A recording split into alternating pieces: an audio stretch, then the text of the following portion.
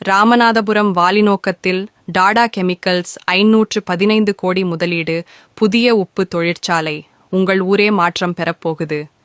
2026 பிப்ரவரி 2 அன்று அறிவிக்கப்பட்ட இந்த பசுமை திட்டம் 210 KTPAIVSD உப்பு உற்பத்திக்கு 104 ஏக்கரில் உருவாகும்.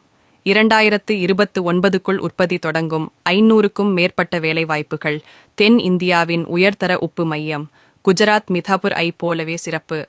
தமிழ்நாட்டில் 1290 கோடி ரூபாய் மொத்த முதலீடு. வளர்ச்சியின் அடுத்த அலை. வாலிநோகத்தில் அயோடின் கலந்த உப்பு தயாரிப்பதற்கான ஒரு புதிய ஆலையை அமைப்பதற்காக 515 கோடி ரூபாய் முதலீட்டிற்கு வாரியம் ஒப்புதல் அளித்துள்ளது.